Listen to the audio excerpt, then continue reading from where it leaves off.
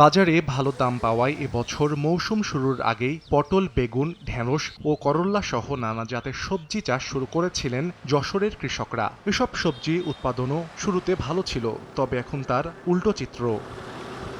গত ৩ সপ্তাহের টানা তাপপ্রবাহের কারণে সবজির গাছ লালচে হয়ে গেছে, কুঁকড়ে গেছে পাতা, বেশিরভাগ ক্ষেতের ফুল ও ফল ঝরে পড়েছে। একই সঙ্গে পোকামাকড়ের আক্রমণ বৃদ্ধির পাশাপাশি দেখা দিয়েছে ফলন বিপর্যয়। উৎপাদন খরচ বৃদ্ধি পাওয়ায় অনেকে আবাদ বন্ধ করে দিচ্ছেন। কৃষকদের দাবি, ফসলের 2/3 ক্ষতি হবে তাদের। যে গরম পড়ছে, এই গরমে অনেক ক্ষতি হচ্ছে, বেশ ফুল জালি দাঁড়াচ্ছে না ঠিক মতো, ওষুধ দিচ্ছি কাজ হচ্ছে না। এত তাপমাত্রা, পোক ধরে যাচ্ছে এবং ওই ছোট ছোট কুশিগুলো সব লাল হয়ে যাচ্ছে। যেভাবে ফলন আশা করছিলাম, কিন্তু তাপের কারণে সেগুলো ফলন পাচ্ছি না, অনেক অনেক ক্ষেত ভেঙে ফেলতে যাচ্ছে কৃষকের। বারোনা ক্ষতিগ্রস্ত হয়ে যাচ্ছে।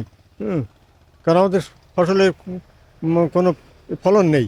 অবশ্য জেলায় এখন পর্যন্ত 15% সবজির ক্ষতির আশঙ্কা করছে কৃষি বিভাগ, যার বাজার মূল্য 150 কোটি টাকা।